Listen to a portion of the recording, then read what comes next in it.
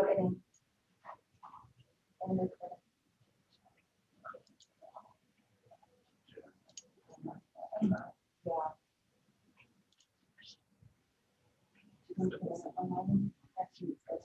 Yes. Sorry, Jim. okay. Yeah.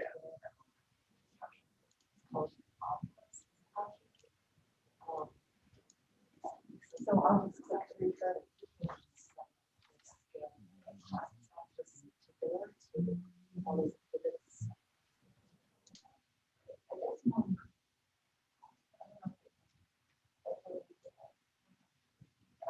Yeah, we can come up with that.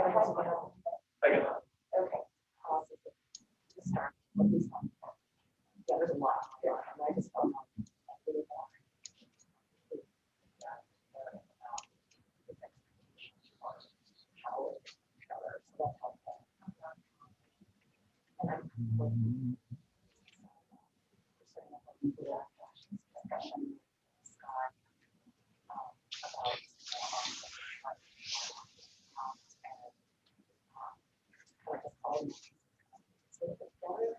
Or at least that part, it's so much.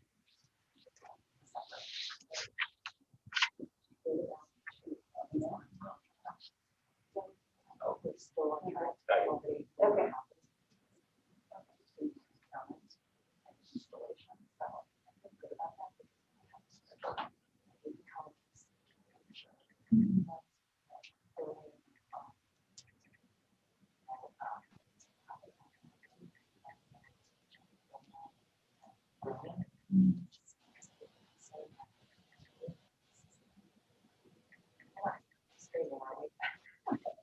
We are. Okay.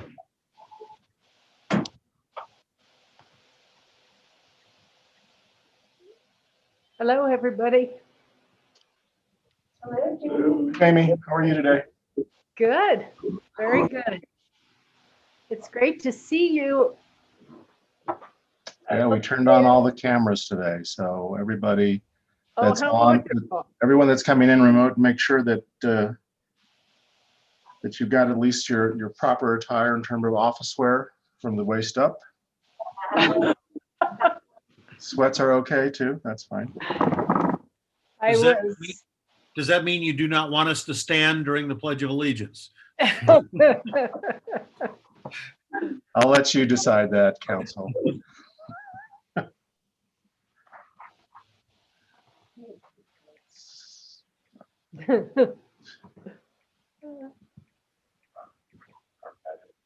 Are we here?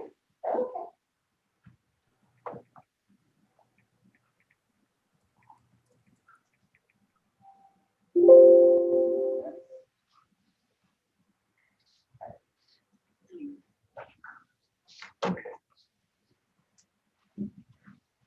Great, so Art is connecting. Let's see, Josh is here. Jim is with us.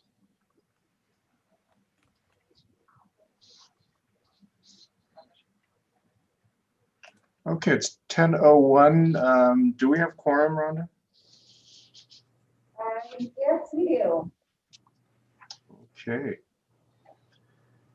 So we're going to go ahead and get started. I'm going to call the December 11th board meeting of Mountain Line to order. And I'll ask our clerk, Rhonda, to take roll call, please.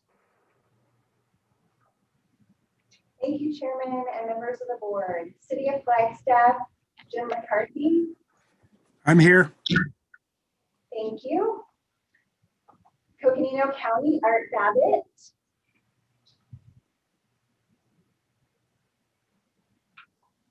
Art, I see him on. I see him. We'll go ahead and assume he's on. We see his name on the screen. Can you hear me? Okay, we hear you now, Art. Thank you. Yep, sorry about that. Thanks. Thank you. City of Flagstaff, Jamie Whelan. Present. NAU, Deanna Coley. Present. CCC, Steve Carew. I'm here. Thank you. Thanks. And we have a couple of our alternates on the line as well. Adam Shimoni for the City of Flagstaff, Hi, everybody. Good morning. Hi, Adam.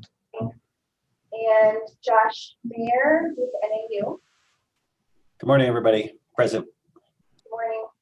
And we have a guest, Martin Inns from the City of Flagstaff. Good morning, everyone. Hi, Martin.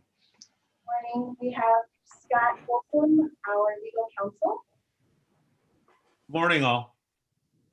and we have staff here in the room, training room, and some on Zoom as well.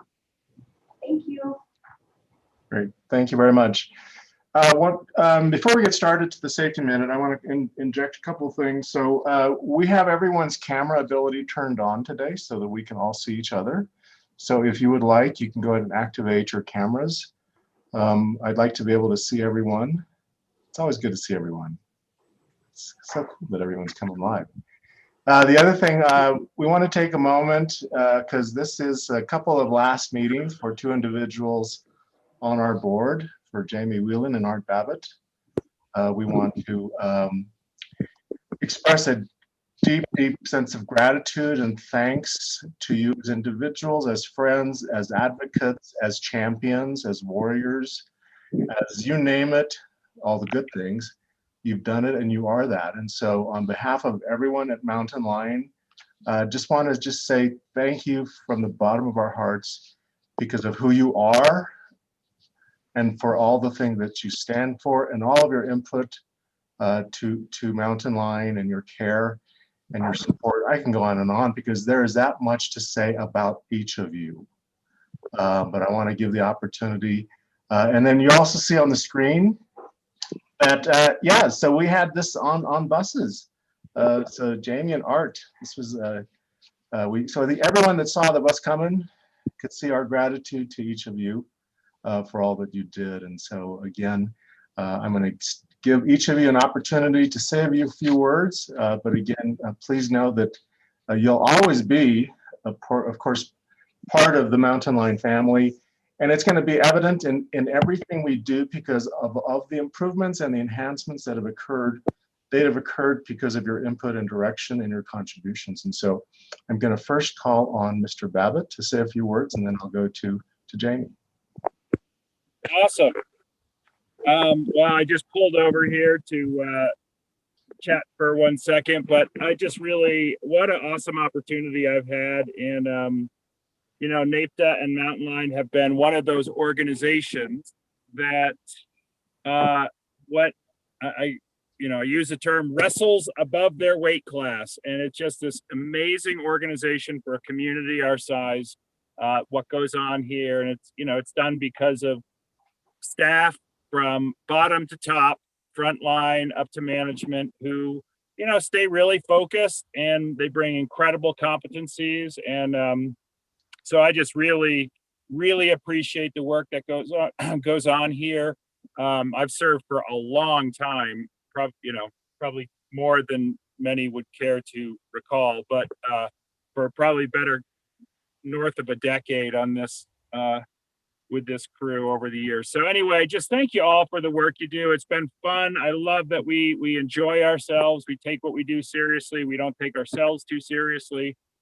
And yeah, and I know great things are going to keep coming on and out of the work that y'all do, and I'm looking forward to be a recipient of that in this community. And I'm really looking forward to a different chapter in my life after a lot of years. It's been 20 years since I came into planning and zoning on the county, and so I've had an awesome run.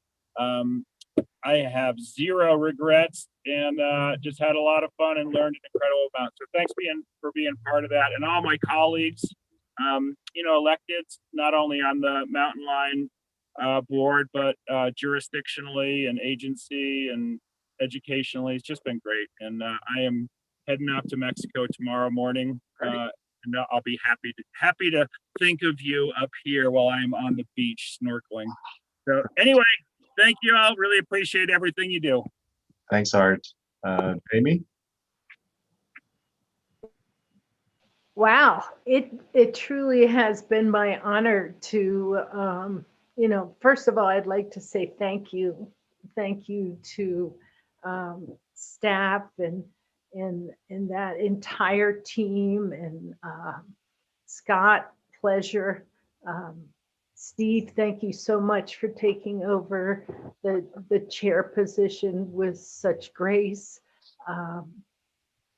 It's so easy to be of service when you have an organization that is so strong, that is so well put together. How many changes have we been through? And everybody has just beautifully just come together, figured it out, and moved on. Heather, Rhonda, Jackie, Kate. I mean, just amazing how after all these changes, we have ended up with a team that is just strong and creative and intentional. So, thank you. I need to say thank you for letting me be a part of this. And I also look forward to seeing next steps and taking advantage of our transit system. I know you'll just keep on churning forward, and you have excellent leadership, and it's, again, so easy to be part of this beautiful organization. So thank you for allowing me the opportunity. I really appreciate it. Thank you. I'm going to ask for comments from board members and staff. Who wants to go? Closing comments from board members, staff. Heather, why don't you go, Heather, and then we'll go around the room. I'll just call on people.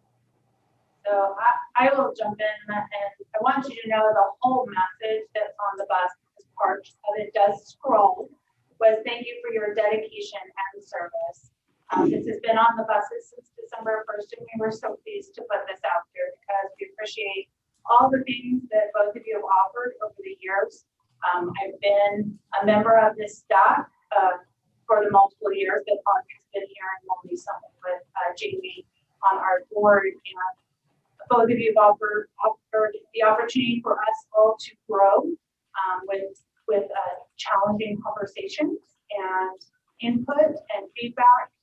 And I don't think we could be who we are as a team, as an organization, without each of you in the role that you played in our very good development. So thank you sincerely for everything that you've done, and you will be careful in this by all of us. Good deal. Thank you. Other comments? Okay, hearing none, we are going to again provide. Oh, Matt Ryan, I'm sorry, I didn't see you just pop in. Oh, I just took forever to try and get in. This Okay. Zoom, this is the most difficult Zoom to get in, probably because I have one of my monitors off. Yeah, we can see your printer, but we can't see you. Oh, yeah. Where do I have my photo? I have no idea. Okay. Try to let you know just in case. Just let you know. Okay. Thanks. Everything's good in my room. The irony of this is the last time that I was in a NAPTA meeting, I think it was when Jamie came on, and here I am coming back. Maybe I did. Actually, that's not true. Yeah. But Jamie, I've always enjoyed working with you, and your heart and what you've done for this organization as a city council member. It's been very special. You always cared. And really appreciate everything you've done and appreciate it working together with you. Is Art on here too? Yes, he is, sir. Did you already go through the Art thing? Go right ahead. He's yours to roast. Well, Art Keep it brief, Brian. Keep it brief. The list is too long. Oh my gosh. Now the opposite, you get the yin yang going on here. Jamie, just wonderful person. And then I had to deal with that Art Babbitt figure out there on a day-to-day basis. And actually, Art, as you all know, Art brings a passion. He studies everything.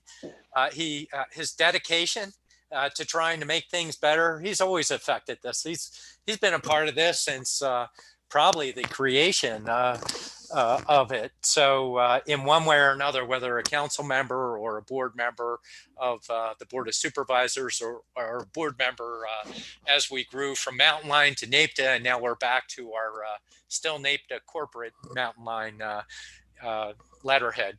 But Art's been he's been there always looking for the best service available through the transit system, and I was fortunate to be alternate to Art in one way, in that I knew Art would always be at the meetings. I would watch from afar and see what's happening, but really appreciate it. And he's a good guy. So thank you, Art. Really appreciate everything. Thank you, Jamie. Thanks, Matt. Yeah. Thanks, Matt. Okay, Dan, go ahead, and then I'll go to Yes. So not a lot of things, but to say thank you to Jamie for leading the board with class. And you are a class act, and I've appreciated the way that you've led, shepherding decisions, making sure that all voices and inputs are heard. And so I'll miss your presence and leadership in the board. So I thank you. And for Art, and I know that anything that comes up in the board will not hesitate to speak your mind, and that is really great. And even if you are the only one on one side, and I think every board needs an Art. So thank you. Thank you, Dan. Let's go to Jim McCarthy, please. Thank you, Steve. I just want to say that Art and Jamie, I consider to be friends. I've known both of them before I was on council or had anything to do with Mountain Line. They're both truly friends. They're also role models. They were always kind, but either one of them could be tough when it was required. And as we just heard, they spoke their mind when it was appropriate, but they also listened. So role models, and I just hope that when we get the new members on the board, that they will be half as good as Jamie and Art. And if they're even half as good, they'll be great. So thank you, Steve, and thank you, Jamie. Thank you. I'm going to go to Adam next.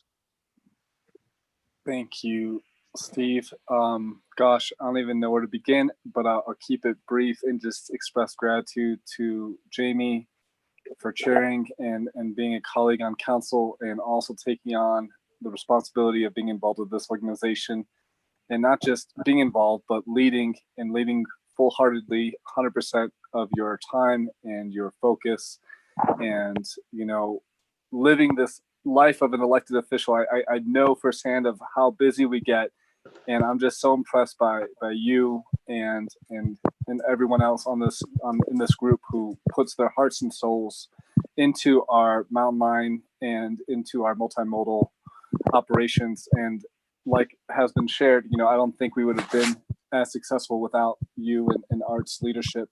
And Art, it's been a pleasure working with you, witnessing you as a leader and as a member of this group. And I've learned so much from both of you, and enjoy Mexico. Thank you for everything both of you have done. It's truly been inspiring and humbling to be in your presence. And as Councilmember McCarthy said, you've left some big shoes for us to fill, and I know that we will. And I just want to say thank you for your service to both of you. Thank you. Thank you, Adam. Thanks, Adam. Any other comments before we move on? So as you can see on the screen, you each have been given a bus as a going away gift. So you can pick it up anytime you'd like.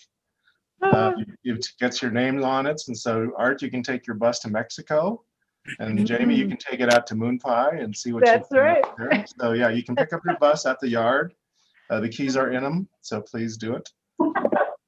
Isn't that what it was for? Yes. Okay, cool. 100% electric. I did love it. have Steve, I had a quick question. Yes, sir. I read in the packet about some of our buses are reaching 500,000 miles. Were those given to Art and Jamie, or did you give them new ones? That's a good question. Probably the older ones. Older ones.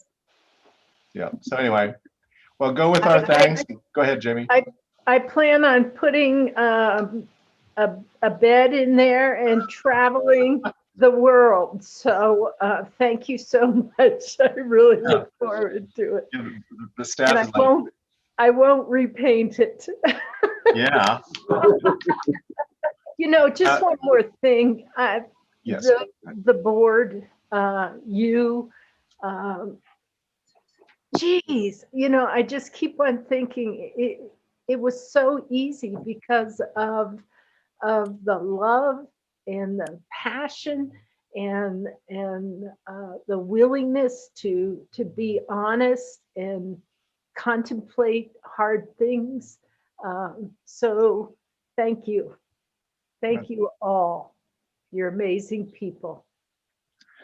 Thank you. Okay, we're going to move on with the agenda.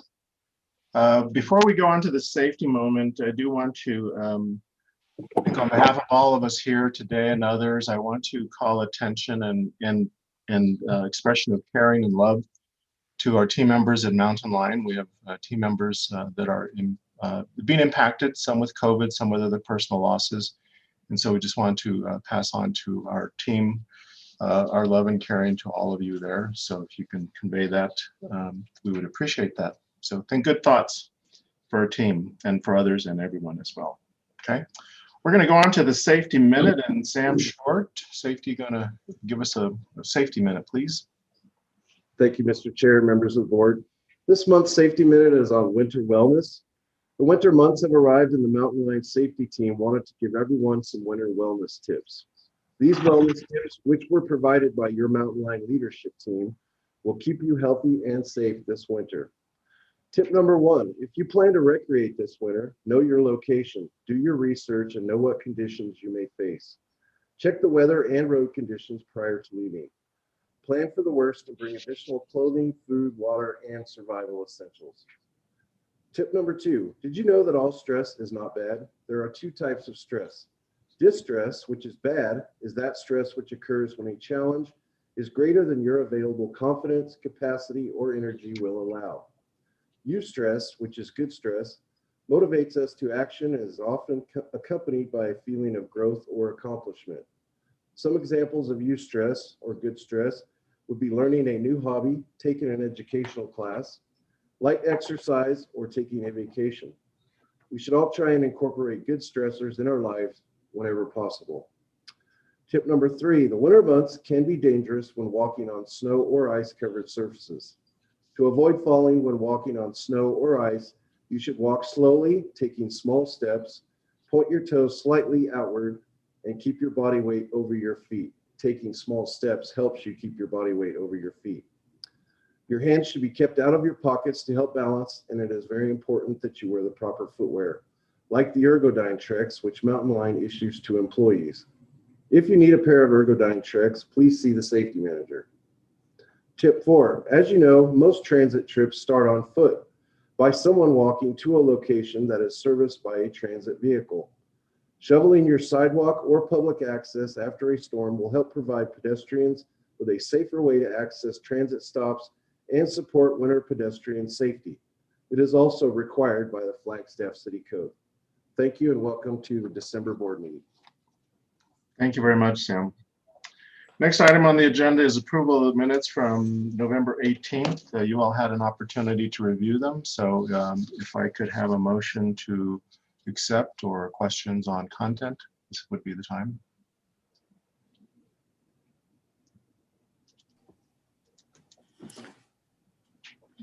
Mr. Chair, this is Jim McCarthy. I move to approve the minutes of November 18th. Thank you, Jim. Is there a second to Jim's motion? Second. Thank you, Jamie. So there's a motion by Jim, second by Jamie to approve the minutes of November 18th. All those in favor, excuse me, any other discussion? Hearing none, all those in favor, please say aye. Aye. Aye. Aye. Any opposed? Hearing none opposed. Any abstentions? No abstentions. So the motion carries. The minutes are approved as presented. The next item on the agenda is presentation on the City of Flagstaff Active Transportation Master Plan and Flagstaff Urban Trail System Master Plan. Stella Hollander and Martin Ince. And so Stella, you want to tee this up?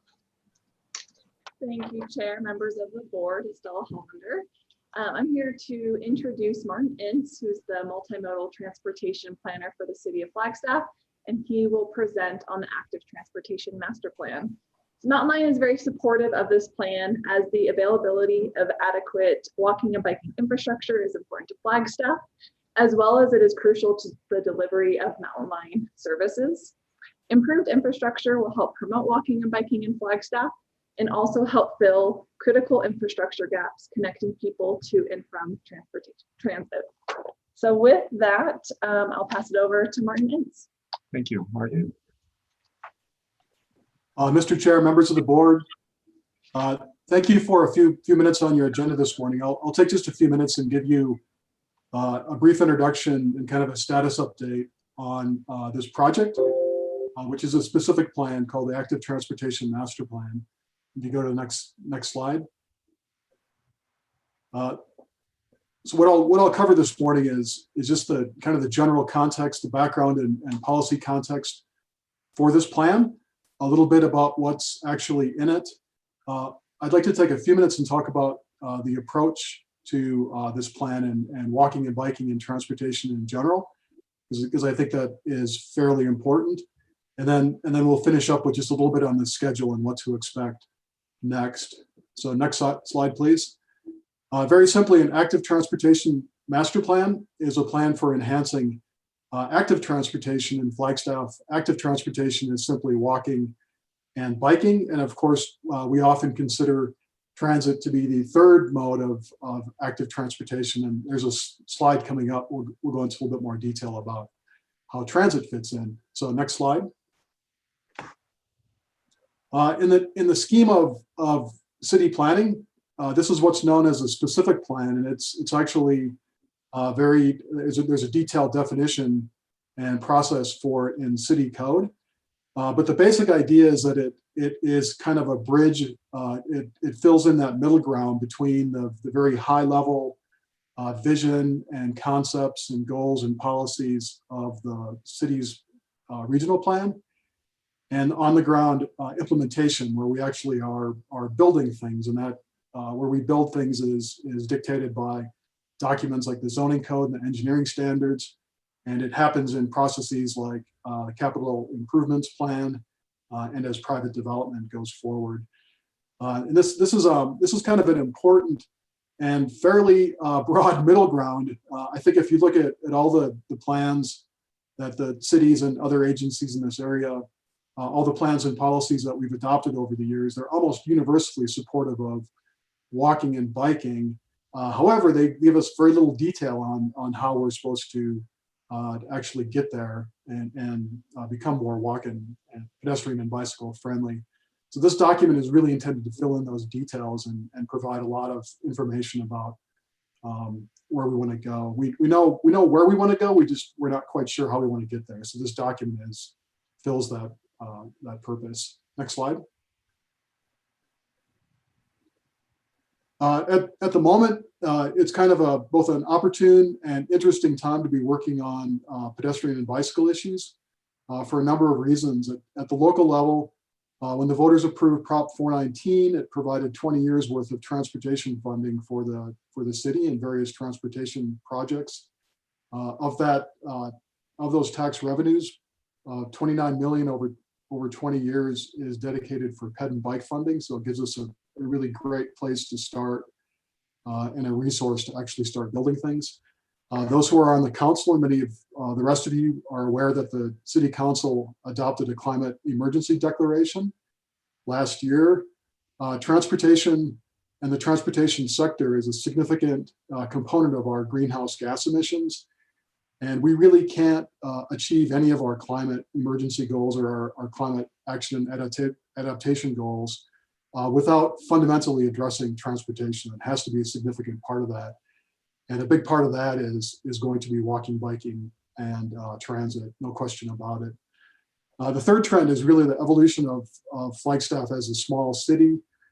This is not always a comfortable process, but what it means is that some of the previous ways that we thought about transportation as a small town are no longer applicable and will no longer work for us. I think we need to think differently about transportation, what our expectations are, and what we can provide. Kind of more at the national level, we see all kinds of trends in transportation, from the ongoing potential and promise of autonomous vehicles to the shared economy, where we no longer own our means of transportation, but we think of it as a service, to micromobility, all this variety of small electric devices that propel people around cities that can be both a nuisance but also holds great promise for enhancing people's basic mobility. And then finally, we can't go without mentioning the pandemic that we're in the middle of. Among other things, one of the consequences is that we rethink our relationship of our commute to work in fairly fundamental ways, and most of us are working from home at some level. As things wind down and we get back to a different way of thinking about things, I think some of these trends will remain with us. We won't go back to the old way of thinking about how we commute to work. I think it's also fostered it's renewed our appreciation for activity and being outside and walking and biking and hiking and those sorts of things. And whatever happens next with things, it's probably likely that appreciation will remain with us. So that certainly plays into how we plan for walking and biking. Next slide, please.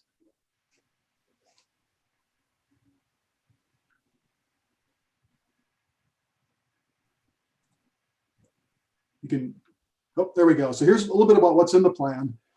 This kind of follows the sections of the document currently.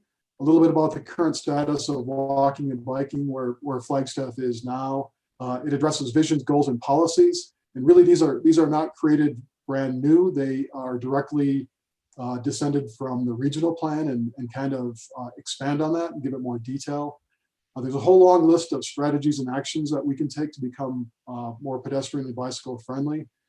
There's an entire section that addresses infrastructure, so the facilities, sidewalks, foot trails, bike lanes, etc., that we use for walking and biking. Some information on implementation and how we get there. Outcomes and targets are simply where we want to be or where we want to get to with walking and biking and how we measure that. And then finally, the last section is a fairly lengthy, fairly detailed section on planning considerations and design guidelines. Because really one of the secrets for walking and biking is getting the details right. It's all about the details, and this section hopefully provides better information on how we can do that. Next slide. But just to touch a bit on the infrastructure part, I mentioned that Prop 419 is going to bring $29 million over 20 years. That can fund sidewalks, bikeways, at-grade crossings, bridges and tunnels for pedestrians, as well as foot trails. And so the plan will go into some detail to describe what are our priorities and what we can fund over the next 20 years, and really serves as kind of the information that will go into the city's capital planning process. So we'll go from a plan to budgeting for those projects to actually implementing and building them, starting with this plan. And it also identifies how we do pedestrian and bicycle projects in other projects, including private development and the city's capital projects. Next slide, please. So just on the plan itself, to jump back out to kind of a more general level, it lists a number of guiding principles, and these are simply could be subtitled what we believe. So this is kind of our starting place, that walking and biking are certainly significant community values in Flagstaff. We have a great opportunity here to expand walking and biking, but what isn't written here, but is the case is that we need to make an effort to do that. It doesn't just happen. We have to be purposeful and intentional in making it happen. We know that when walking and biking are comfortable, convenient, and appealing, more people will do it. Next slide. Walking and biking are critical elements of a robust transportation system. Sometimes in the past, we've referred to walking, biking, and transit as alternative transportation, and it's really not an alternative to anything. It is transportation. It's not an alternate. It is transportation. We know that walking and biking are integral to land use, community character, and street design, and the relationship works in both directions. So we can't just talk about walking and biking on their own. It has to be part of a much larger context of how we think about planning for the city. And then finally, mobility, which is simply the ability to move around to access our daily needs, is a fundamental human right. And I think when we think about how we measure the overall mobility of Flagstaff and all the people who live here and who visit here, I think we have to measure it in terms of the mobility of those of our residents who have challenges in mobility for one reason and another. And if we can make everyone, if we bring everyone up to a basic level of mobility, I think we'll be successful. Next slide, please. So I wanted to spend just a minute on the approach because I think this is fairly important. And if this were simply a plan that talks about walking and biking, it might be a much more straightforward and shorter document. But I think we actually kind of broaden it to talk about our general approach to transportation and how we need to amend that or change that or modify that to be better for walking and biking. But it really takes kind of a holistic view. So here are some of the key points. We need to think about being more transformational than incremental in terms of walking and biking. So we need big steps. We need to think about how we do things now and think about how we need to do things in the future if we really want to be more pedestrian and bicycle friendly. Second is to prioritize pedestrians and bicyclists. This simply means that whenever we build transportation projects or do transportation planning, that the needs of people who walk and people who bike and people who take transit are more than met. So we need to provide things that are facilities that are exemplary and not just meet minimum standards. Third, to take a well-rounded approach to transportation means that in all of our planning and projects, we consider a variety of community goals and not just how people are moving around. And some of those community goals that are directly affected by transportation and affect transportation include environmental quality, sustainability, health, community character, et cetera. So we consider all those in the context of transportation. I think we're getting closer to meeting all the goals for the community. Fourth is to pursue a wide range of solutions for mobility.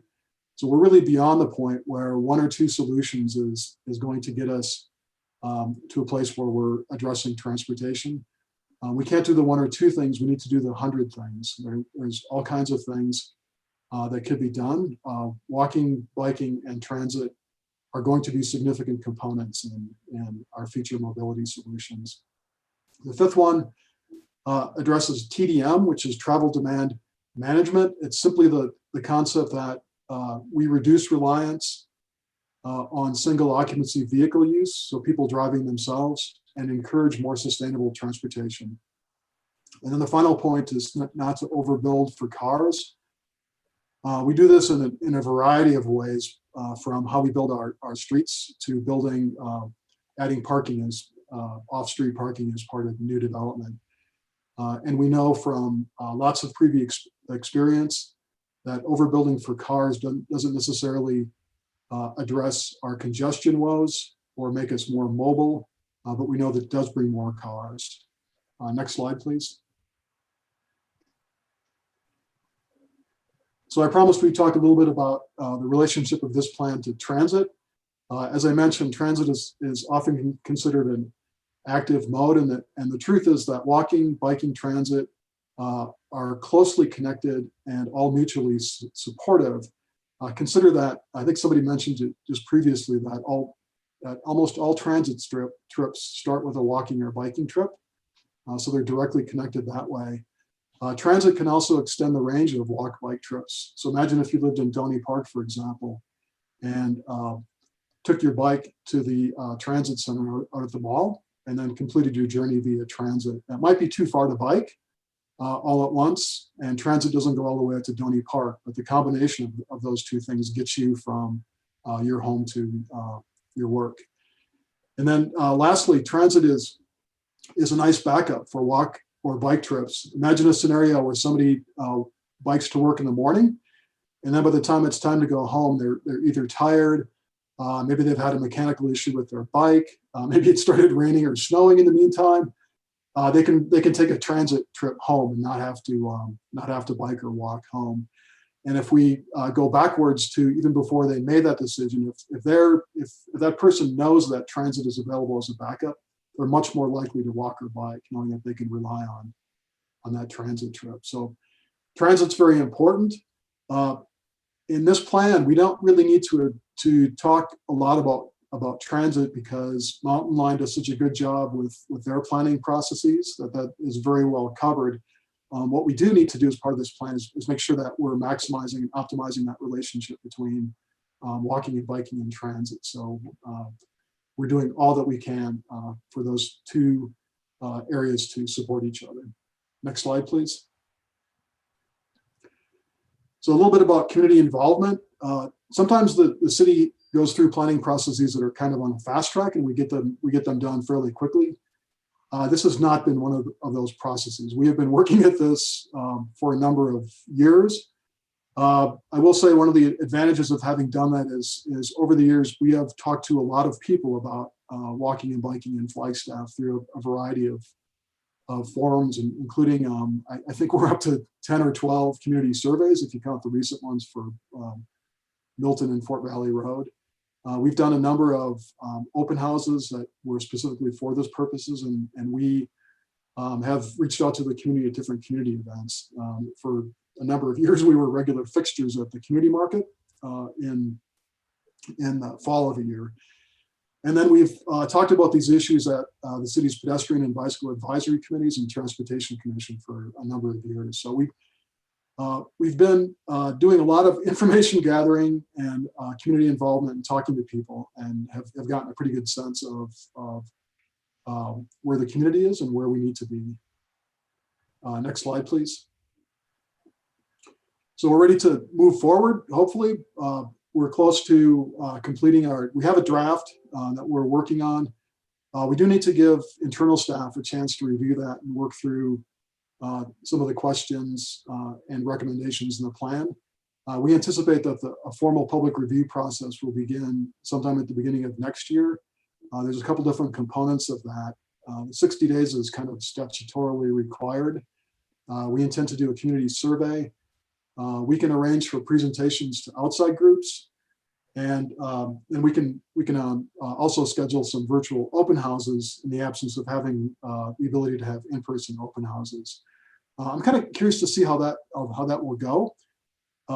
It's much easier logistically to plan a virtual open house than a real open house. So it may give us an opportunity to do more of them. And have them kind of be less formal, maybe fewer people, but spread out. So we're willing to look at some of those options. And then there's a formal adoption period that will take place probably in March, April, and May. Both the city's Transportation Commission and Planning and Zoning Commission are involved in the first steps in that, and then of course it goes to City Council for final approval. For that final adoption process won't be the first time the City Council sees it. We'll make sure that they're kind of up to speed and involved and engaged as soon as we start the public process and kind of get this out. So all that's kind of by way of warning that this is coming. So look for it sometime just after the beginning of the year. And I mentioned it's taken a while, but we're in the home stretch. It's really good timing because the council is going to be reviewing some recommendations to changes to the climate action and adaptation plan. And these two plans really need to go hand in hand. I think for all of its recommendations about other topics, these will be kind of the basis of the recommendations for the transportation sector. So really important and timely to do this now. So that's the end of my presentation, but if there are any questions, I'd be happy to answer them. Thank you, Martin. Good information. This is an information and discussion item only, so I'm going to ask comments or questions from board members and guests. Let's see if I don't see any hands raised. Jamie, go ahead. Thank you so much, Martin, for the presentation. And I know how hard you've worked on this and how patient you've been. And I'm so happy that it's coming around. And you know that additional money is really going to make a difference. The piece that I would like to bring up is that we do need you to mention transit. We do, because down the road, should we go back and perhaps look at bus rapid transit as a question or something like that, it would really help, in my opinion, Mountain Line, the organization, to know that we're talking about walk, bike, transit. So on that slide that says approach, I would love to have the second bullet if you could add transit to that, because we are kind of this together. And I think we can help you, you can help us as a, you know, I already know we're partnering, but as a united front, I think it's going to take all of that in order to get us to change our behavior. And what you've done is open this door to the idea of, you know, it just might be easier if you would walk or ride. And I think council has agreed with you, and the idea of electric bikes and the vice mayor's love has really helped. So if you wouldn't mind, ponder that. I really think it'd be helpful for all of us. So thank you. Thank you. We're going to go to Mr. Shimoni. Thank you, Chair. And Martin, thank you so much for the presentation. As Councilmember Whelan said, I am stoked about everything you're talking about. I am so excited. And Ms. Whelan, I agree with you. I think there is a lot of overlap with Mountain Line and also the bike share program that the city is putting out, along with NAU's partnership. And it's going to take all hands on deck to really get this shift to occur, because if we're relying on people, you know, utilizing their bicycles and their buses, but yet there's disconnects in the first and last mile, or there's parts of the route that are sketchy for them to travel on, we're going to run into hiccups. And so it really needs to be a full holistic plan that really accommodates all the different needs and options. And the example I've been using with the people I've been meeting on this topic is, we got to get my mom from A to B, right? If we can get my mom from A to B, we're winning. We're doing the right thing, and we're succeeding, because Martin and I and others will ride our bikes regardless. But my mom, that's another story, right? So my mom's ready to be that test pilot person, and I'm really looking forward to the work in the public review process and the partnership with Mountain Line and our other partners in this effort. So thank you, Martin, and thank you, board. Okay, thank you. We're going to go to Supervisor Ryan. Matt, you're muted. There we go. Ta-da. All right. It's always a pleasure, Martin. I love what you're doing. You know, I think back to the days of John Sleeve and Mike Connors just trying to get this stuff going. And we were lucky, you know, the discussions would be if we could talk somebody into at least giving us where the sewers were and where the power lines were to get an easement. For what you've done over the years, working together with the council, with the various committees, advisory committees, and the community, it's integrated in the conversation. This is a step further into, rather than an afterthought, inclusion as projects move forward, that this is always built in, that you have that seamless intermodal. It's not an afterthought, and it is just what you're thinking about. Oh, I'll just walk down to the corner and I'll pick up the transit, or yeah, I'll bike so many miles. The one piece that you didn't have in there as an example is for all those diehards that continue to run and walk all the way, when they're late for work, they just hop on the transit, and then it's that piece too, you know? So, oh, I can make it on time, you know? I'm not going to procrastinate and be late here. So you have those. But really appreciate seeing the plan. It is a key piece of it, and you know, the community is it's there, it's evolved, but it needs to be a continual conversation. Once you get it in the plans, and the plans are synced up with each other, it really is no longer that assumption. So the point that Jamie was making, that you add that transit piece, it just crosses over that boundary where maybe people aren't thinking about it. So thank you very much for all the work. I just wanted to check in from a staff perspective. Did Art hop off or not? Art is on. Okay. And he and I talked about that and said, you know, you go ahead for the first part of the meeting, and I'll stay in if we have anything to vote for later on. Okay. Thank you. I also want to acknowledge Rick Tatters on the line today too. So Rick, thanks for being with us today.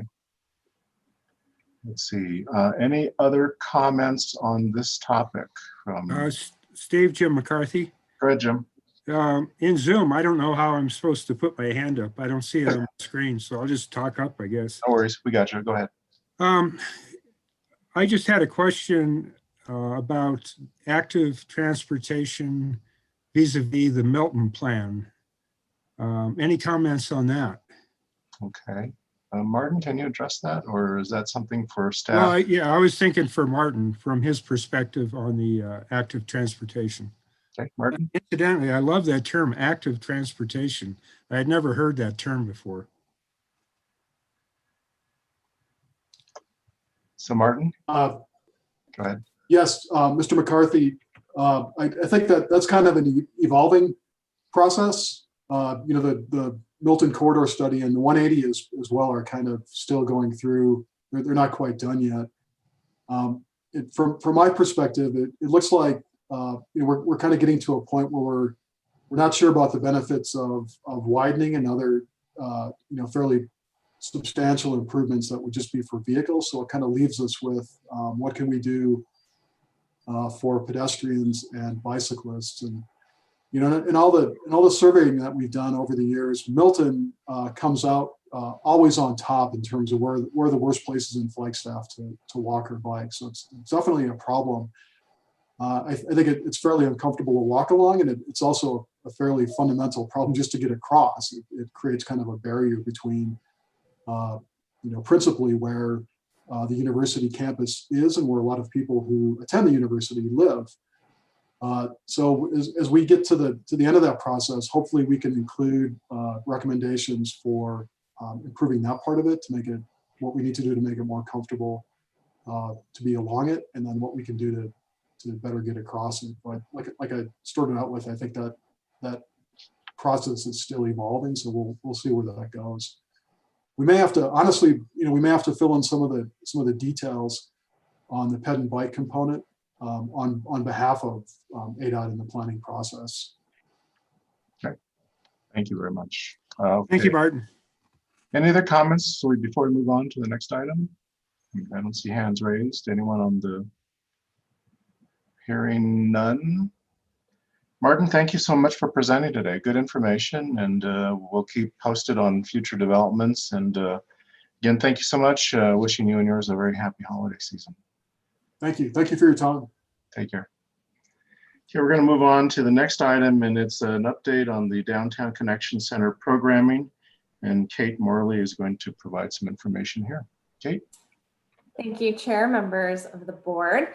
This is just an item for discussion. We've had a couple hard conversations about the Downtown Connection Center, and I hope that today we can have a little bit more fun and get excited about the project as we move forward. And definitely looking for input from Jamie and Art through the survey that we sent before you guys leave the board, and making sure you get to weigh in on all that. So next slide, Rhonda.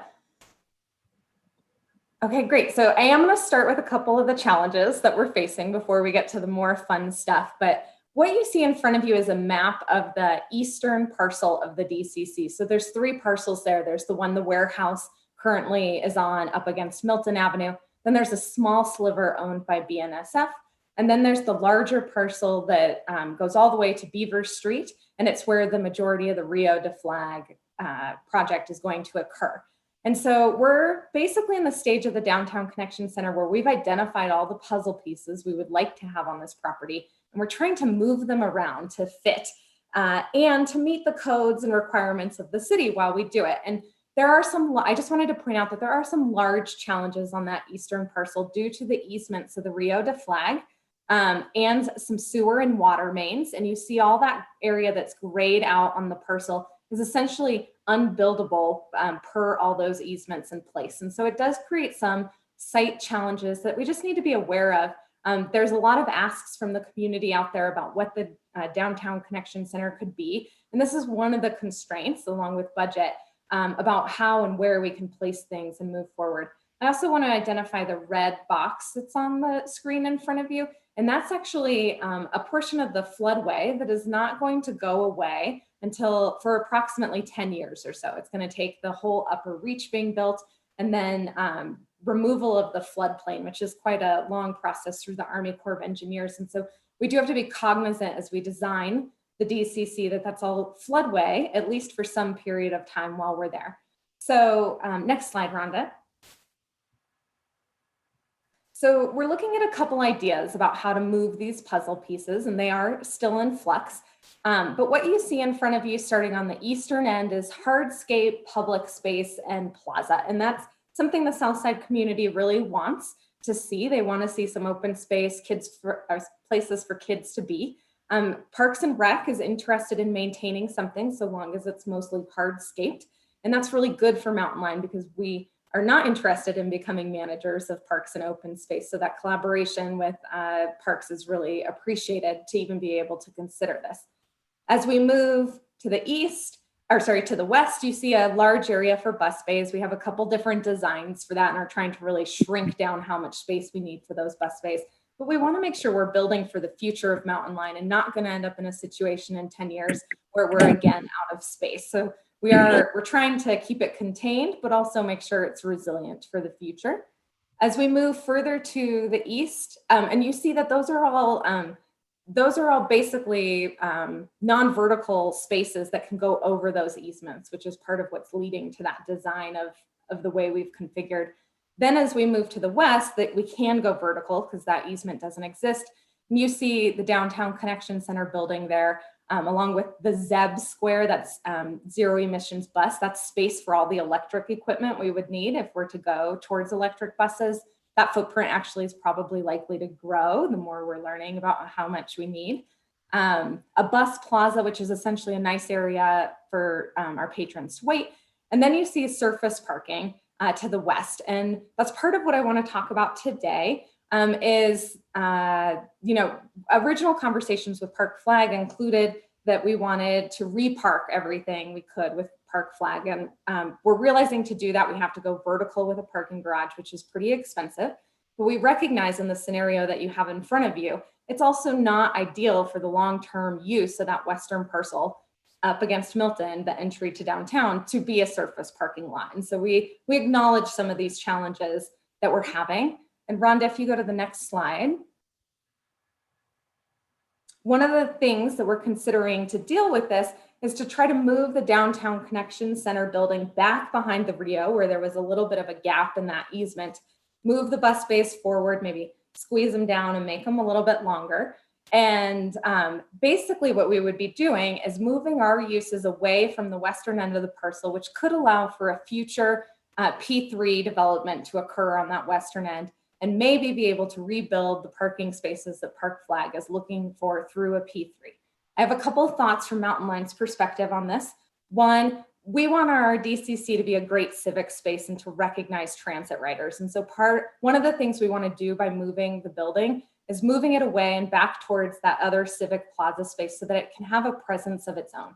We don't want to build a beautiful downtown connection center and then in 5 years have it towered over by a 6-story parking garage. It's not our vision for the facility. But if we could move our building away and make it a nice space, then I think there is potentially opportunity to do that. But I want to acknowledge that, doing a P3 is also a risk in terms of would anyone bid on the property? Are they going to see it as valuable and buildable? It's not that large of a space if you're trying to build a parking garage as a part of the P3. So there are still some big question marks about it, but it seems a way that we could move forward with our project in a timely fashion and build our piece and then let a P3 develop in its own time as we move forward. And there are some challenges to that in terms of who gets revenue off the P3? It's the city's land. Mountain Line, does Mountain Line get any benefit of that being adjacent to our facility or part of our long-term master plan per some of the benefits that we're building into the site, such as the road improvements, demoing that building, all at the cost of Mountain Line. So many things to figure out, but something that we're exploring right now in order to overcome some of those challenges. But we're basically still trying to move the puzzle pieces around the property to figure out how to make it all fit and fit within our budget. Next slide. Actually, we go back real quick, Rhonda. I want to say one more thing. So I included in your packet a programming list for where we are on the Downtown Connection Center. And that adds up to approximately 20,000 square feet of space. And we're proposing that that's a 2-story building right now, about 10,000 square feet per floor. There are some partnership opportunities as a part of that we don't need to make decisions about today, but that I just wanted to highlight. So a couple of things that are in there are an office or substation for the police department. That's something our team is really interested in. We anticipate that's going to cost about $50,000 to build. Again, that's at the 80-20 split of the grant. But we're interested in negotiating with the police department for a presence on the system or a presence at the facility. And that's something PD has initially expressed interest in both having the space and helping us with some of the enforcement on the buses. So that's a partnership we're interested in exploring. We recognize that there is a cost to that, but we feel like there could be a very good return to Mountain Line for that partnership. Another partnership you'll see in there that we're exploring is the community space. It's about 1,000 square feet. And the idea is that would be for human service agencies that are customer facing. So not admin space, but a space where so many of our front door groups or any groups could come in and rent it. That we're anticipating is going to cost closer to $500,000. So we recognize there's a large cost to that. It's again at the 80-20 split. We've initiated some conversations with the County Health and Human Services Division and United Way before we had any cost estimates to say we're really interested in this. But again, Mountain Line doesn't want to become a landlord or start managing human service agencies. And so the approach that's of interest to us is really to partner with an umbrella organization for a long-term lease of that, and then they would manage the day-to-day uses or whatever was to occur there. Both agencies expressed interest in continuing the conversation.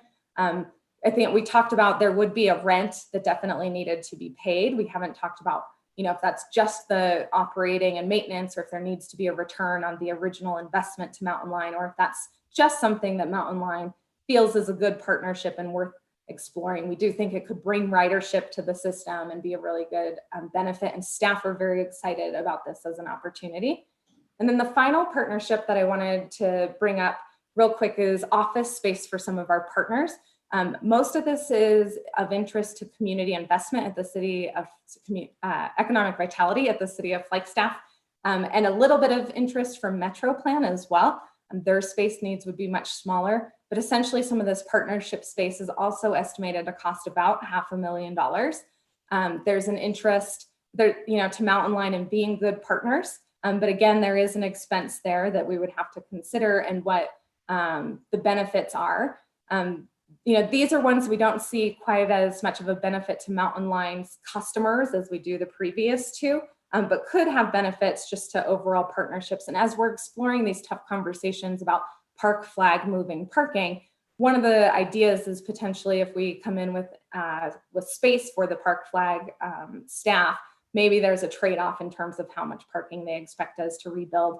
And I will say a parking garage is so expensive, it's probably in our interest to build them office space over a parking garage.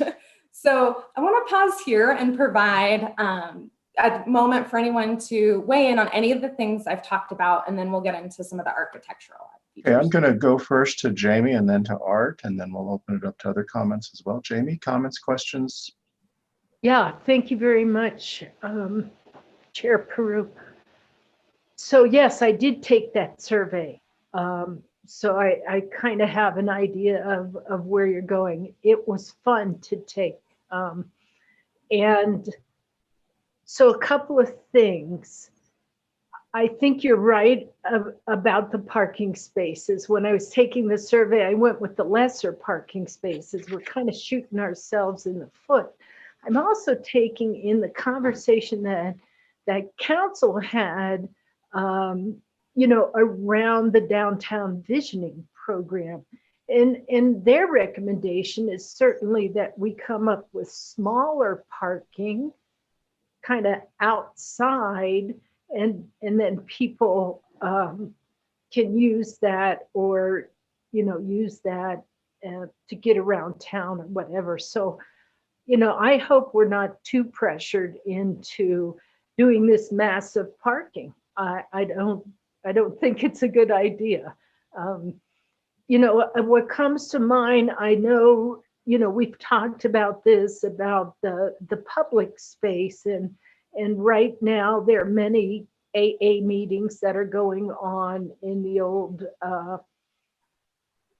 spa building or whatever it was. And they're moving out of that, and I get that, but will they also have the opportunity to maybe come back in, and that we have a civic room that maybe could be used by different groups who need that. But I'm very excited about this. I think we need to really think about that this is a downtown connection center first. And how do we make sure that everything we need and looking at the future like you do meets those needs? I don't want us cutting off our nose to spite our face to please others. So that's important. I think you, Kate, your team, knows what has to go in there, and to be negotiated out of that is, we can't. So hopefully the board will stay strong with your recommendations, and if there is a push to be negotiated out of the needs of the DCC, the board will step up and do a little pushback on that. So that's what I'm thinking. Thank you, Jamie. Mr. Babbitt, comments, questions? I really like the idea of proceeding that Jamie just talked about proceeding kind of cautiously on the scale of the parking. I mean, I think we're in the middle of some, pretty significant changes on how the world is working, and whether what that next stage or evolution is compels us to be super thoughtful. I think be a little bit cautious on that. So I'm super comfortable with kind of how the conversation is going. But think, there are times to be expedient, and then there are times to kind of be thoughtful and slow things down a little bit. And I know there are always tensions between those two, but I think that latter is where I am with a lot of stuff, whether it's facilities, whether it is transportation. There's just a lot of evolution going on now. I really agree with Jamie's perspective, is that this is a transit piece first. And before we try to be all things to all people, let's be what that comes first. So those are my comments, Mr. Chair. Thanks. Thank you very much. I'm going to open it up for board members. Other comments? Mr. McCarthy? Yeah, Jim McCarthy, thank you. Yeah, I think, if we can work some parking in, that's fine. But I think that's on the list of priorities. That's maybe on level 4 or something. Obviously, level 1 is providing the bus transfers and things. And then the second priority would be some space where people can spend some time when they're waiting for a bus or waiting for someone to pick them up in a car after they've, got off the bus. And those things that directly support the bus. And then some office space makes sense. But I think parking, yes, if we can, but lowest priority of all the things I see on the map. Okay. Thank you. Thank you. Other members of the board?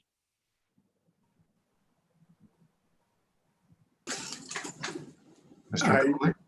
Yes, it should be a transit facility first. I agree with all the speakers ahead of me. I think, parking is important, but it's a lower priority, and perhaps, again, and whatever it is, starting out with a surface parking is a great idea because you don't spend so much in it, and it allows you opportunity as things evolve to know what's the best use and the best opportunity at that point. Okay. Thank you, Mr. Coley. Mr. Shimoni. Thank you very much, Chair. So, I'm thinking about this as I'm hearing the discussion, and I agree with my colleagues on the board. My thought is, let's try to, I keep thinking, let's try to get people off of 66, out of downtown with their vehicles.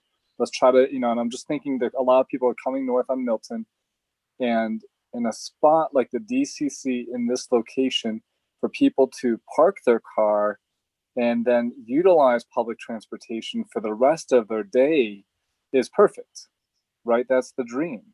And that's what I think is going to happen and could happen, from the ATMP that we just learned about and talked about to the efforts with Mountain Line and this DCC. So yes, parking is expensive. Yes, I can't stand vehicles. Yes, I don't like, multi-leveled parking garages. But at the same time, is this not the most perfect spot for it? I also agree, do we want this to be our gateway into downtown as a big parking garage? No, I don't. And these are tough conversations. And I know I'm kind of new to this conversation with all of you, but I just wanted to share, I think it's important that we provide an opportunity, whether it's at the DCC or, along Cottage, when we talked about this at council last week, as a location when we talked about the downtown visioning plan, as parking locations for larger amounts of vehicles, giving the public and the tourists and the community an opportunity to really ditch the car and jump on a bus and utilize our bike share program and et cetera, right, in their own 2 feet. So this might be a really, I just want to just add that voice to the conversation. And I also very much appreciate what everyone else is saying. Thank you. Thank you. Mr. Ryan, your thoughts? You're muted. Got to hit the microphone right on the microphone. Yeah, actually, I like Adam's comments. I'm sitting here visualizing, sitting on the St. Vrain River in Boulder, where they have a parking garage right next to it. You say, oh no, it's open space. It's a waterway right there. They have pathways. They have recreation. It's right next to it. It depends on how it's placed. Another way of looking at this is, and we know Mountain Line can't carry the full costs associated with this. But as you look at the Milton Avenue corridor, it also has the potential of providing, to some degree, a block, a sound block, a sound wall, visual barrier from the Milton noise and flow that's occurring, and just, you know, the piece that's usually happening, you know, it's kind of like the last discussion. It's an integral part. Parking needs to become an integral part, and over time, flat land, you know, it's just not going to work. It can't compensate. So I like the discussion of the movement of the buildings from the central area over to where we're constricted with land, and yet could be melded in with the way the walkways play out and what's going on associated with it. So love the discussion there. Like the long-term discussion on the bus bays. You certainly don't want to constrict them and then say, oh my gosh, you know, we weren't planning, because we've had it happen over and over with time. You know, we need more opportunity. So we do have a limited budget, but by the same token, that long-term vision, arts discussion associated with Jamie and the incrementalism, key piece. You don't want to overextend, but by the same token, if you're incrementalist, you have the potential to potentially build the elements, as we have with time. That's how we got to where we are, on bringing in the right pieces that fit well. Okay. Thank you. Thank you. Mr. Maurer, did you want to add anything to the conversation? Okay, we'll go ahead and proceed. Well, I'll give you a Can I have one last quick comment? very quick, and then we're going to go on. Regarding parking, we need to take into account that there probably could be a very significant need for bicycle parking there, where people would bicycle to the connection center and then take a bus somewhere else. Thank you. Okay. Just a couple thoughts from me is I'm kind of going to go back to actually something we just heard in the previous conversation. Was a slide that Martin showed. Don't overbuild for cars. I'm really in that camp as well. It seems very kind of contradictory to have a downtown connection center with a big parking garage, unless individuals are going to be driving and hopping on the bus, but we don't know that. I think there are some you know, there's some conversations that need to be had with regard to that. I think that it is primarily a downtown connection center. At the same time, though, I want to also make a comment that, you know, now that everything that's going remote and remote working arrangements, I have the kind of same feeling with all the office programming, is that we need to be looking at that from the standpoint of what positions within any organizations, same here at the college, that even after this COVID experience is over, I think there are going to be certain positions that work better remotely than in company-owned offices. So those are some things to look forward in the future. So, okay, we're going to move on because we're having some great conversation, but we have like 3 other items to cover in the meeting. So we're going to move on. Kate, anything else for us? I do have a couple more slides I was going to run through real quick. Okay, around the next slide. So I sent out a survey link, hoping you all could take it. I'll run through these quite quickly. But basically, the scale of the building is similar to the items that you see on the screen in front of you, just to give you a sense of what 20,000 square feet looks like. Next slide, Rhonda.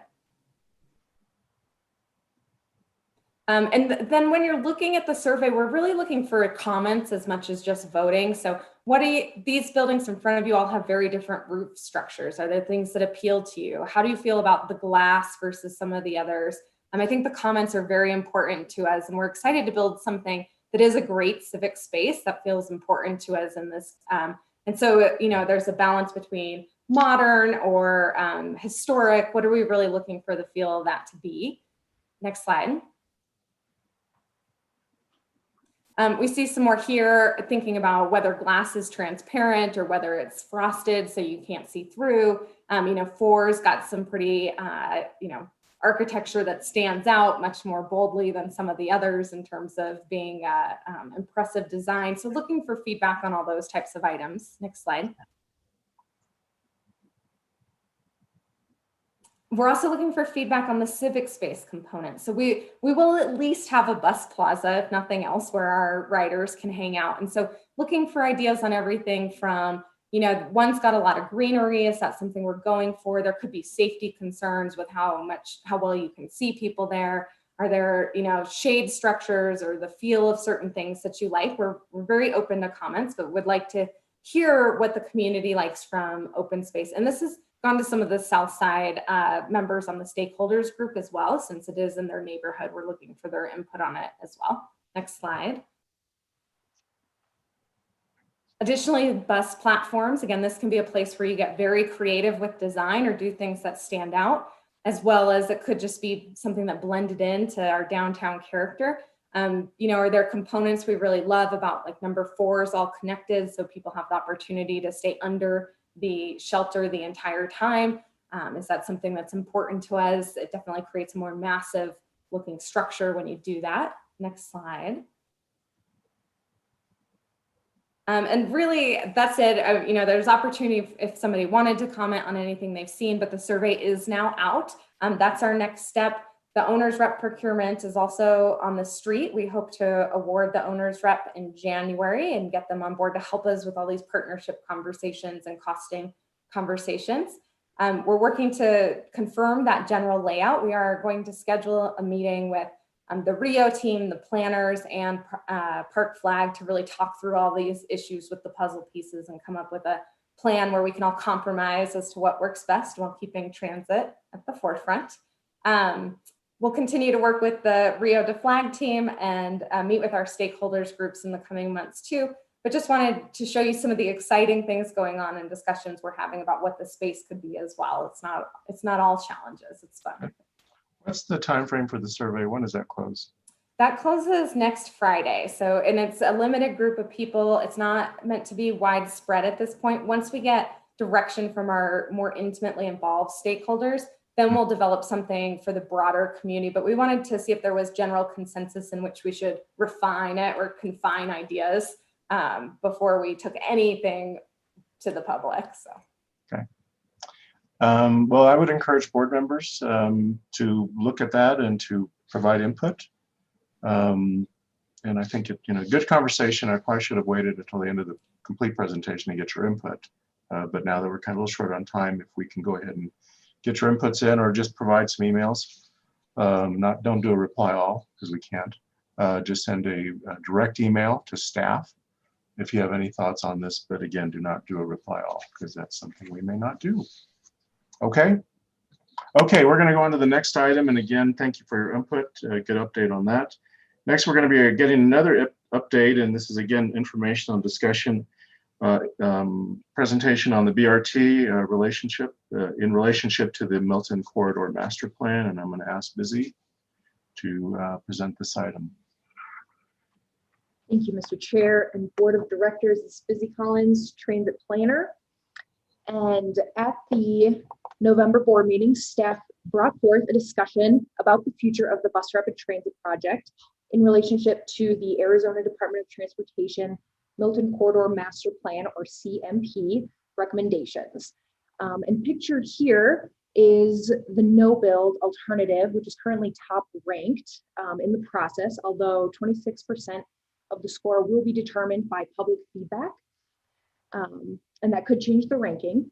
But the Mountain Line Board of Directors in November expressed continued support for the BRT project and agreed that the Milton CMP no-build scenario has shortcomings for a few main reasons.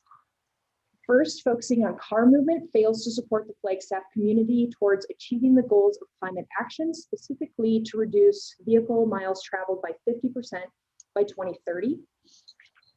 Second, the community needs a scenario that achieves the best balance of many goals and policies embraced by the public, including climate action, air quality, community design, mobility, multimodal transportation, increased equity, and transit. And third, Mountain Line continues to desire a bus rapid transit project in this corridor, and scenarios which don't include or allow for significant transit enhancements put the BRT project at risk of failure. And BRT failure means losing the potential to bring $50 million in CIG funding to transform a corridor in the heart of our community into a great street as defined by the regional plan and make walking, biking, and riding transit the easy choice. And just on this point, I wanted to bring up the ATMP, what Martin presented. You know, this CIG funding does allow for bike and ped transit improvements, 80 cents on the dollar. So it's ped projects within the corridor, but also within a half a mile of this corridor, and then bike projects within 3 miles of the corridor. So really transforming that area.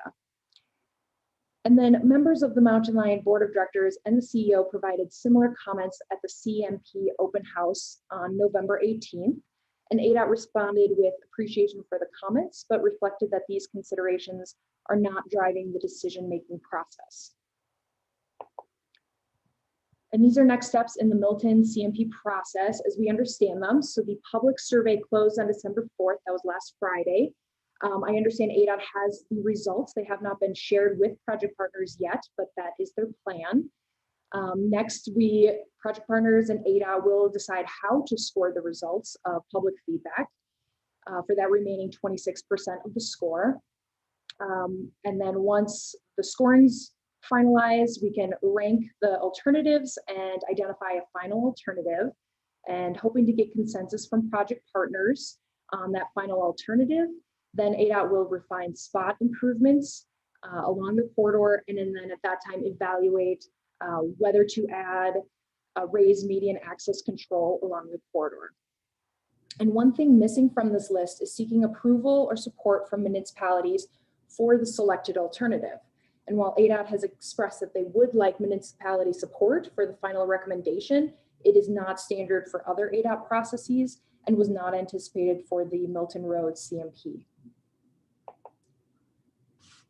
And the next steps in the Mountain Line BRT process, the Mountain Line has met with member agencies, so City, County, CCC, and NAU, as well as MetroPlan. And this group expressed their continued support for the BRT project, but wanted to let the CMP process play out and reevaluate when the CMP recommendation is finalized, which is expected in January.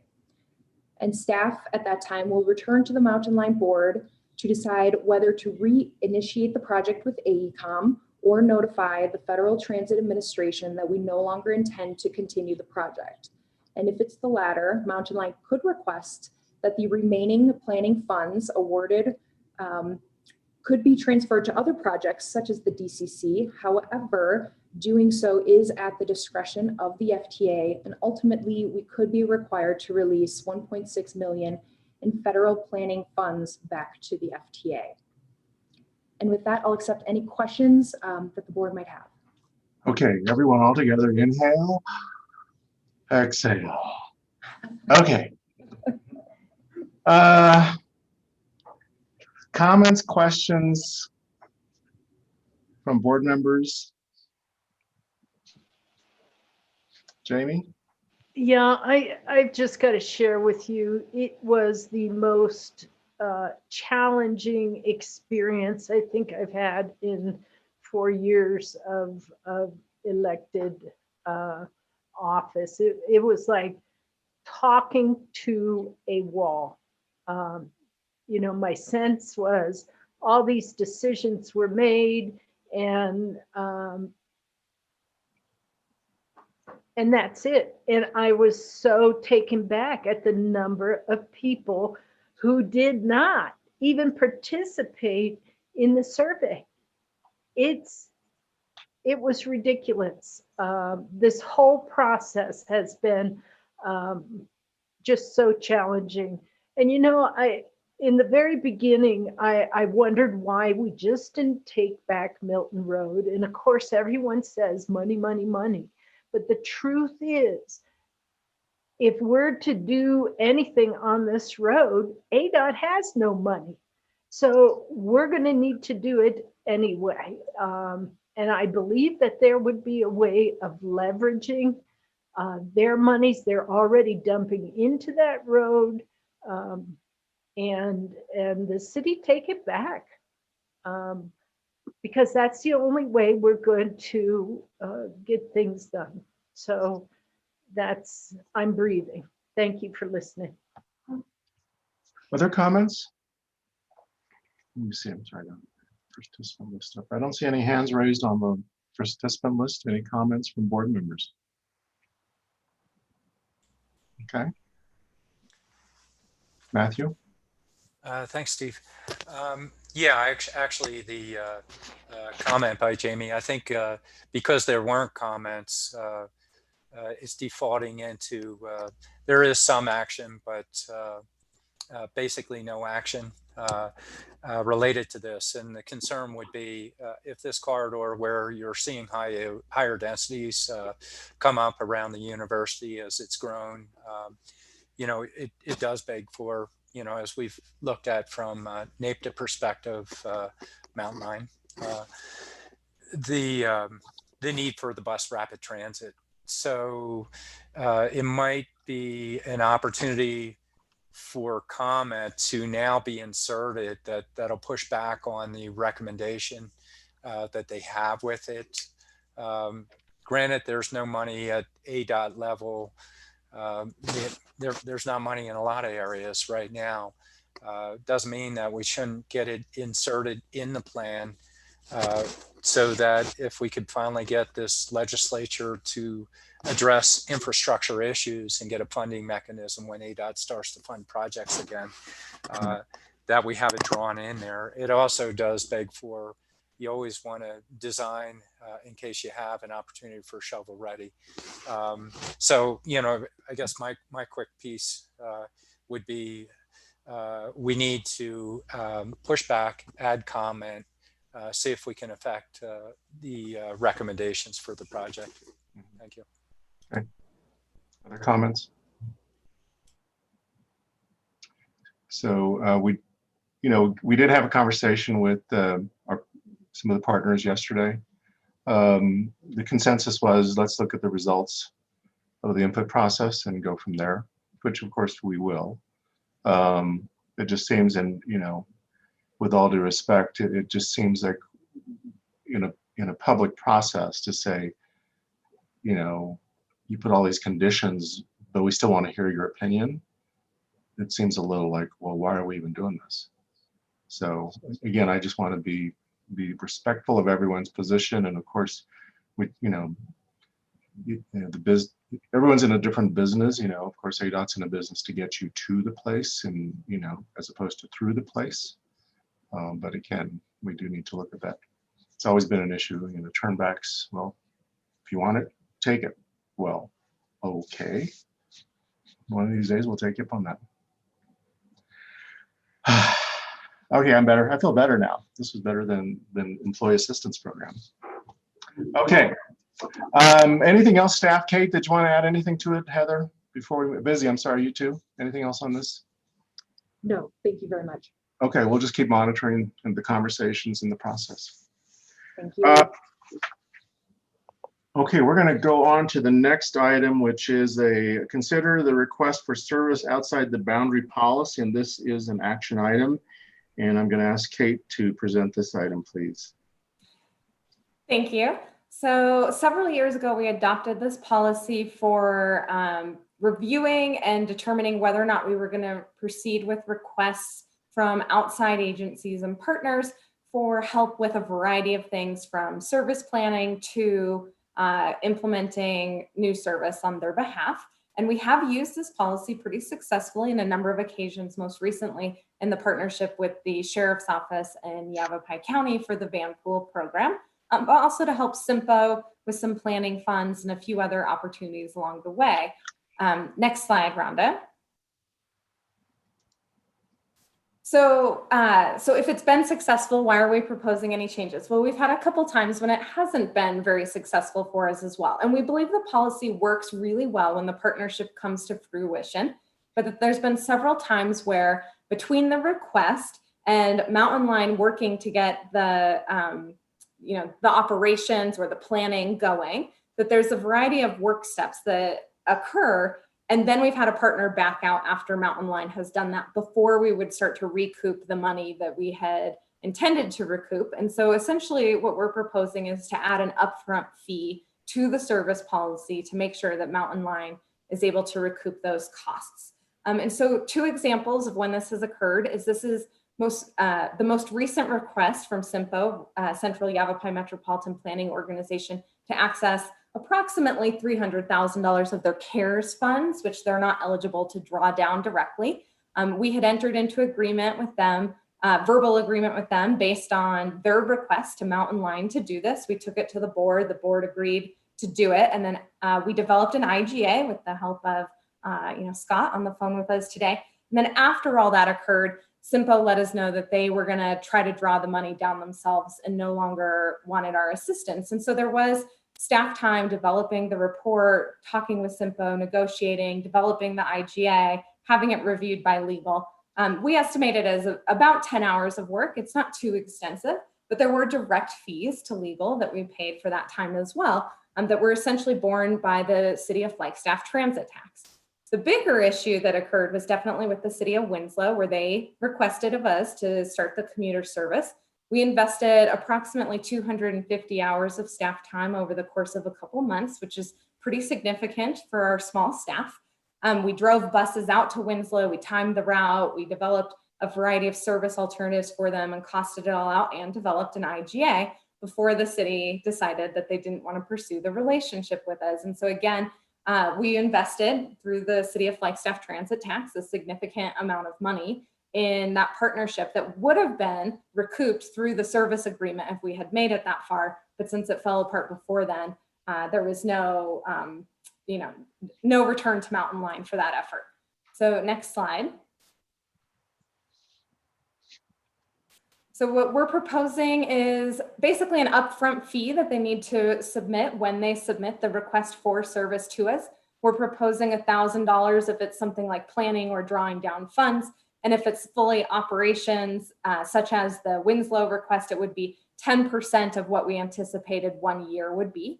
In addition, we want to recoup our actual legal fees, and we put not to exceed 10 hours just to recognize it generally wouldn't be more than that anyways and give them a sense of scale. And then 18% of the initial fee would also be included for admin.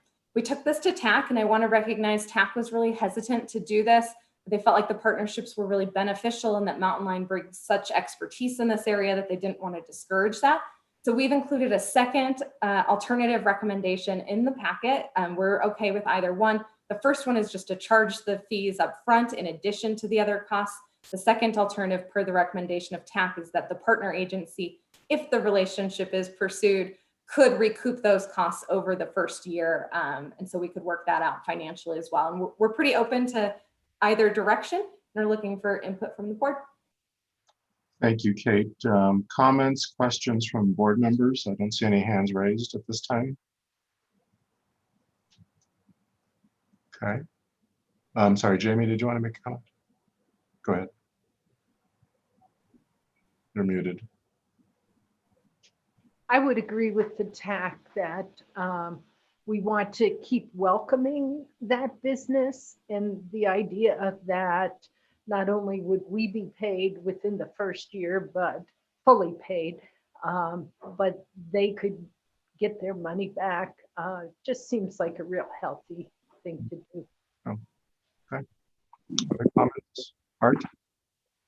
Yeah, so I have a kind of mixed view. I mean, I think staff should, I'm comfortable with staff kind of making the call on this, but value should be recognized with value. And I agree the partnership piece is huge, but I also understand that as a high performing entity, we get a lot of inquiries into stuff and that's good, but there's also an unintended consequence to it. And that it makes us divert from our core area. So I don't know actually if I have I'm not sure I want full cost recouping by the partner agency over what they paid in. I think our expertise should be valued, and so I don't know if there's a split in the middle, but don't want it to become a burden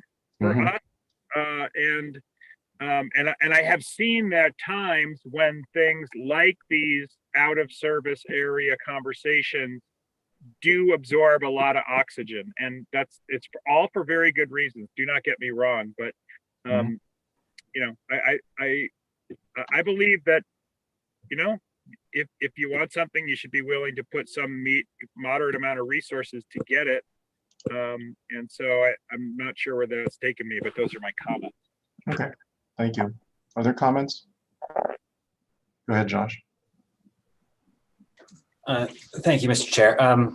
And my apologies for not being on. I was having some technical difficulties earlier, but on this, you know, I sort of echo what's been said before, but I do think that there should be some sort of buy-in at the onset. I think that, you know, it provides, you know, even if it's nominally, some incentive to make really some intentional effort on behalf of the partner to really fully explore whatever they're doing. But again, you know, either alternative, whether the alternative is whether it's staffs or from the TAC, would be completely fine with. So, okay, thanks. Other comments from board members? Steve, Jim McCarthy. Go ahead, Jim. You know, in the staff report, they gave us a couple very concrete examples of how Mountain Line has put a lot of money and effort into things. And then the other side just goes, oh, we're not interested anymore. So I think that's very problematic. So I support, I guess, what would be alternative one, which says that, you know, if somebody wants to have one of these type of arrangements, that they pay for the cost for us to evaluate it. And, you know, I absolutely think it's good for us to have these cooperative arrangements, but you know, if we do all the work and then they can just walk away from it duty free, I don't think that's appropriate at all. Okay. That's Thank my you. Other comments? Hearing none. Mr. McCarthy, would you like to make your comment into a motion? Well, I guess I would. And then we can discuss it. Go ahead. Yeah, right. Well, I move that the board adopt the proposed new policy for outside of the boundary services, and that we choose alternative one as presented in the packet. Okay, thank you. Is there a second to the motion? Second. Okay, we have a motion and a second. Any other discussion at this time? My discussion would be, you know, from the standpoint of, there is of course a financial implication to this, but I think there's also in some cases, the potential where Mountain Line would become the lightning rod on the issue within the community. And so I guess my caution would be is that the entity really needs to, the city, whatever the entity is, needs to be very clear as to what their community is looking for, so that we're not viewed as the lightning rod. We're not viewed as coming in and saying, this is the way you should do it. Because then it does put the organization, i.e. Mountain Line, in that seat where, you know, other folks can say, hey, you know, they don't take ownership of the fact that, no, we were invited to come to your community. And the fact that we have a high performing organization, a model program, it's good to be that good.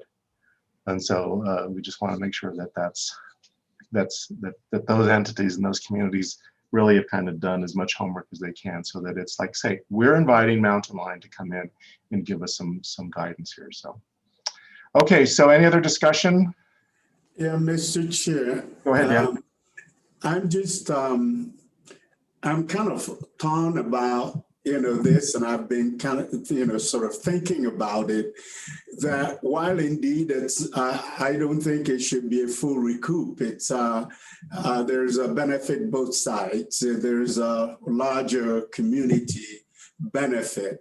Mm-hmm. But oftentimes when you put out a service there where there isn't any cost to people, you could have a lot of requests where people haven't really vetted things seriously, and they haven't done their due diligence and knowing that that's what they want.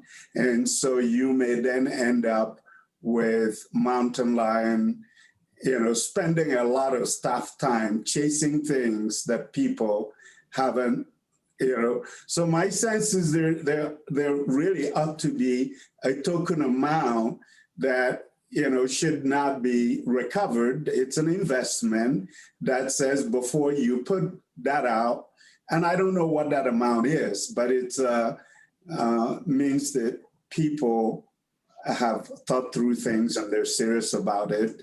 And it's not just requesting because, quote, it's free. Okay. Other discussion? Mr. Babbitt? No, I'm good. Thank you. I'm Okay. here to vote in support of Mr. McCarthy. Okay. I guess, Dan, in response to your question, I'll go to Jamie, is if in the case of past experiences when we've done this, we're though in a situation where we're utilizing another jurisdiction's funds to support that. And if Mountain Lion had, these are local unencumbered dollars that, we've raised or we've raised based on our own resources. So they're not FTA, they're not state, they're not anyone's dollars but our own, then I would say we would have that ability to do that. I think in those two past instances, I think we learned from that, but, it could be that, one of the major funders say, I don't appreciate you all using our dollars to support the development of a program in another jurisdiction's area. So again, that's just we don't have those general fund or those unencumbered or Mountain Lion owned dollars alone, but I'll leave it at that. Jamie? You're muted there. Thank you. What I was thinking is perhaps a percentage could go back. We're all going to meet with the next couple of years some incredible challenges with revenue and monies and all of those things. So I would even want to think about, sure, we'll ask for some of the money up front, allow them to recoup 50%, and so it's a win-win. I just don't want to be shutting doors on people who need us but don't have the full amount of funding or whatever. But I understand, Director Peru, what you're saying about this is a peculiar position to be in. So yeah, I think I'm just going to go back with what Art said, and that's staff. What do you really want to do? What do you think is best for the Mountain Lion? So Okay. I think they know. Okay, we do have a motion and a second on the table. Discussion has been had. Certainly we can see where the vote goes and go from there and refer it back to staff if that's the case. So I'm going to go ahead and take the vote. All those in favor of the motion to adopt alternative 1, please say aye. Aye. Aye. So I had 2. All those opposed? Aye 1. or nay. Okay, so we have 1 nay so far.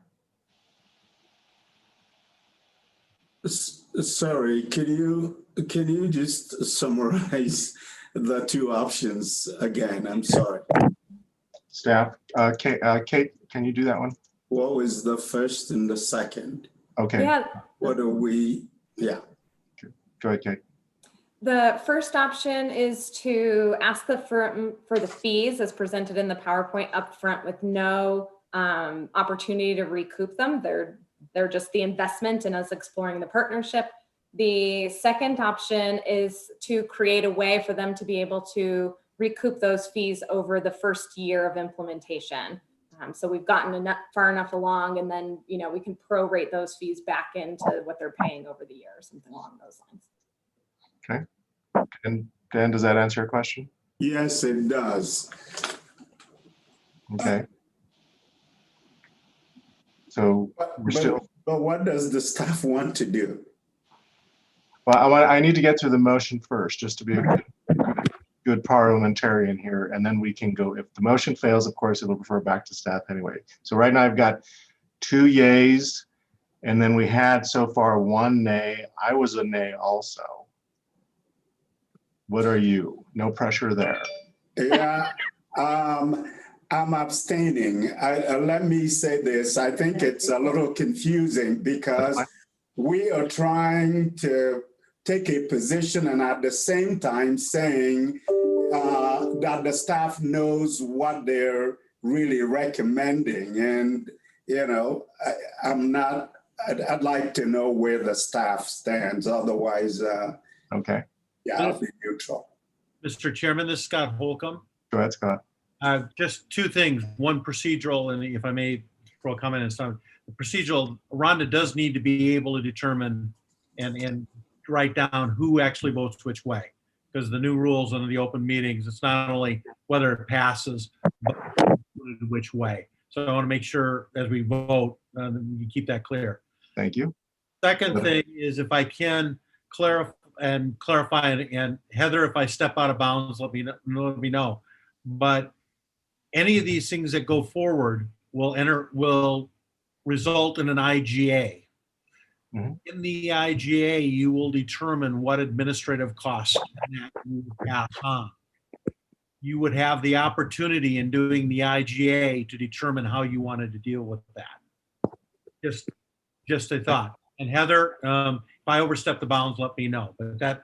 Go ahead, Art.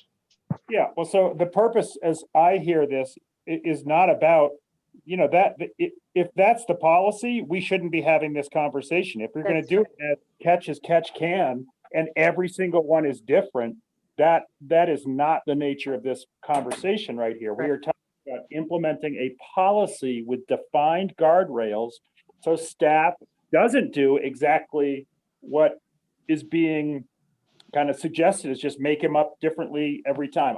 That's a terrible policy. I personally believe, not because the policy is terrible, because it puts staff in making they gotta try and figure out every single time what the reality is. I would greatly prefer a policy that is set with defined guardrails. And I think staff was clear on what their recommendation was. It was TAC who wanted a different recommendation. So to answer Dan, okay. Their recommendation was number one. TAC wanted a number 2, and that is what before us. And I think staff was also clear that they can live with either one. Okay. Thank you. So right now we have 2 yes, 2 no, and 1 abstention. It's a tie. So I'm going to assume, and Scott, you can guide me, that the tie is a failure of the motion to pass. That is correct. I'll change my vote. Okay. I'll vote for 1. Okay.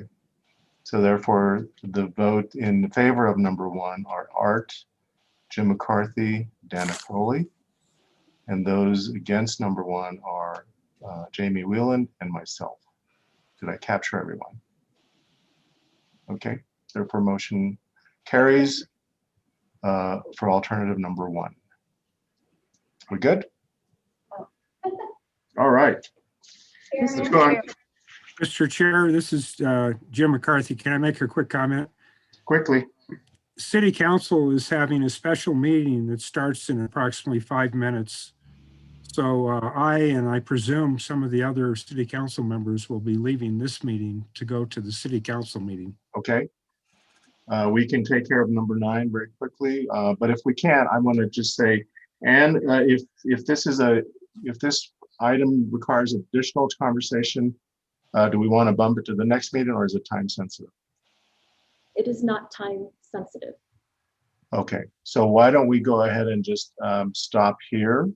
We can bump this item to the next meeting, which was the consideration of the McConnell multimodal closeout.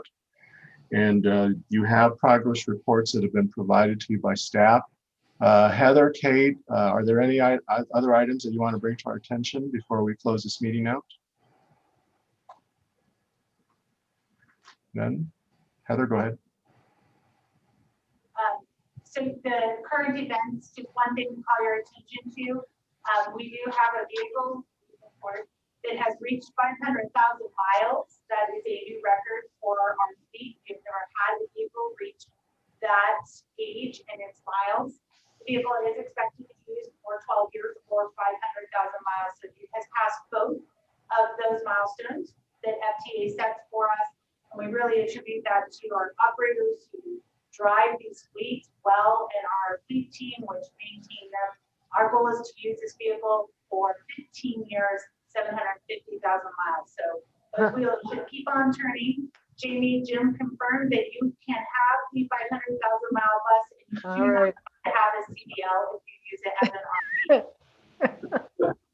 Good deal. Okay. Good deal. Thank you, Heather. Anything else from board members? Just name them, Art and Jamie.